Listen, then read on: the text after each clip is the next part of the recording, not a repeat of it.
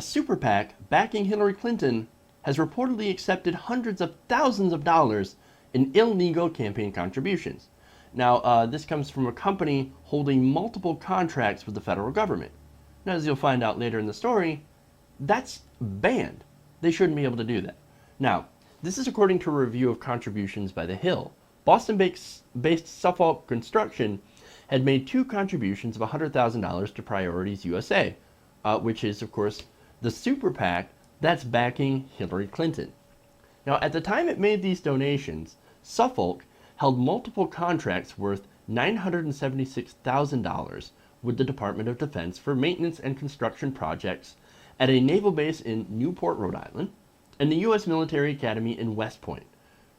This is according to government website usaspending.gov.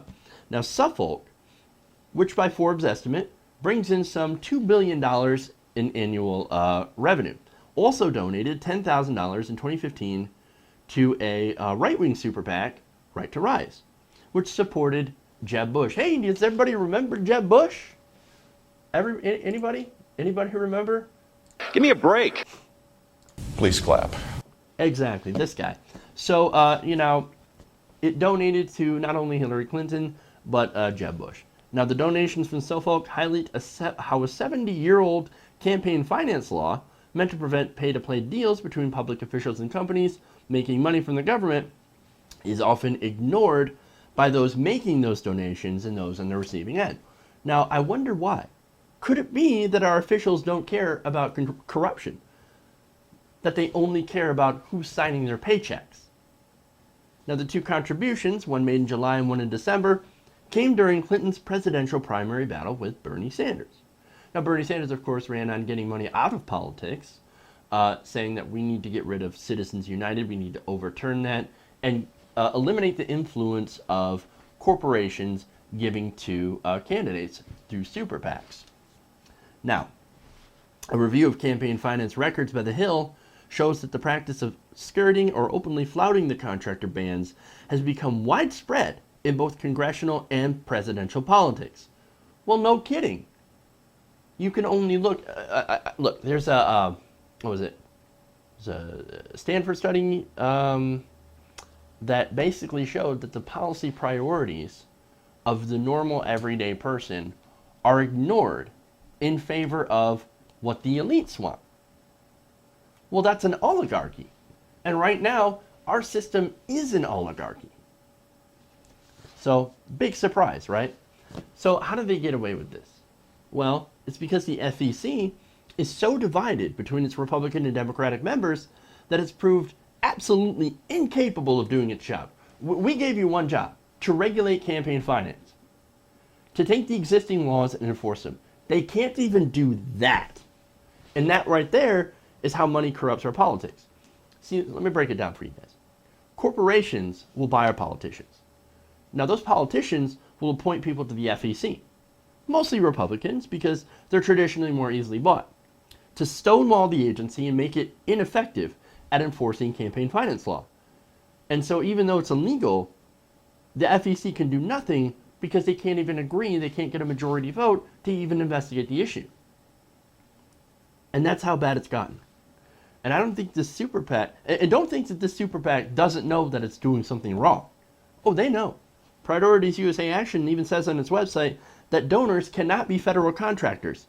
Yet a spokesman for the super PAC declined to comment in response to a question about whether the donations from Suffolk would be returned. You know whose campaign also denied to comment? Hillary Clinton's. I wonder why. Now, in addition to the donations to Priorities USA, the Hill had found 14 federal contractors that had contributed a total of $173,000 to Jeb Bush's former super PAC, Right to Rise.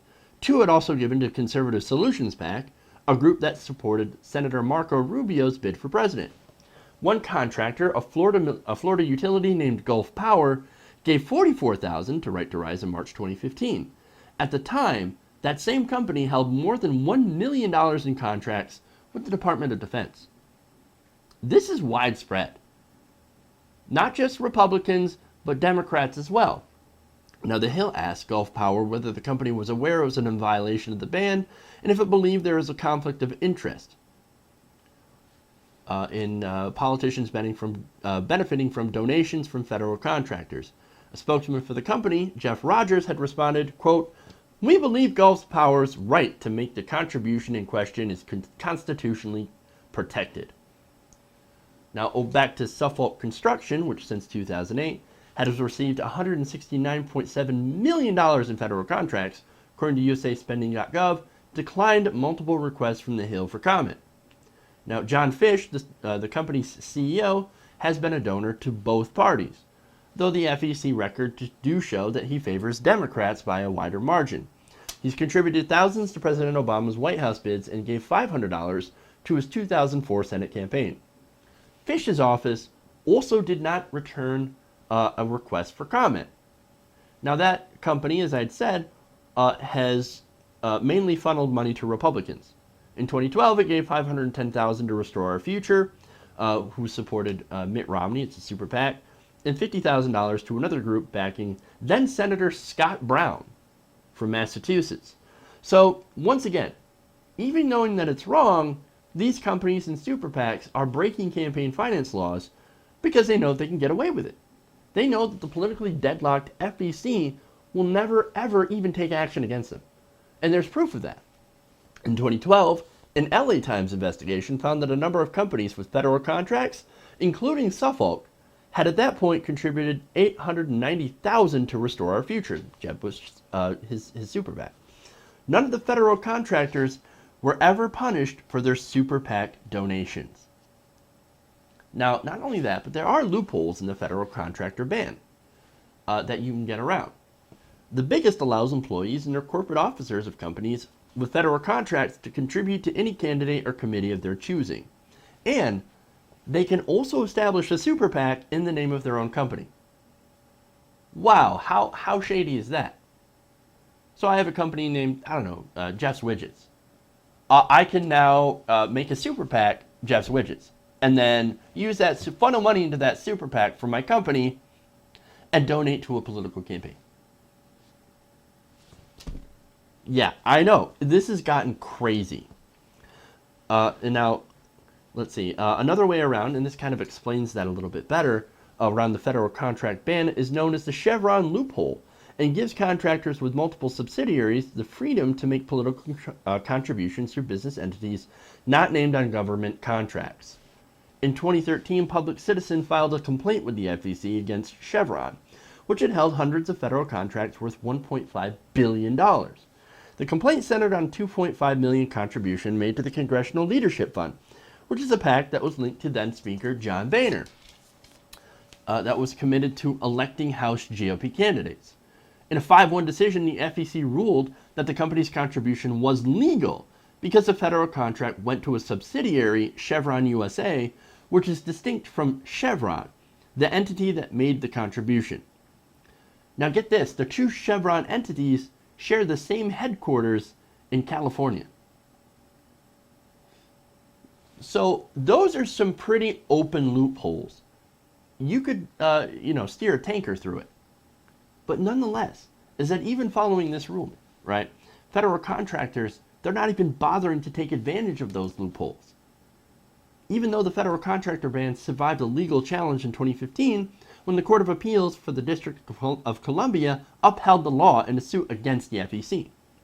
Writing for the 11-judge panel, Chief Judge Merrick Garland, now President Obama's nominee to the Supreme Court, wrote that the ban is a necessary defense against corruption. Well, that's a point in Merrick Garland's favor at this point.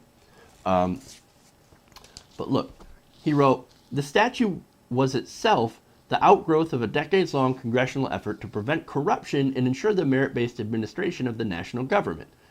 And it was, followed by the subsequent scandals that led to further legislative refinements, again motivated by concerns over corruption and the merit protection. So basically, here you have Merrick Garland upholding in the D.C. Court of Appeals holding up this ban. And still, you have federal contractors that are saying, rules. Look, we don't follow your rules here. We don't have to. We can get away with it. The only rule that we follow is the golden rule. He who has the gold makes all the rules.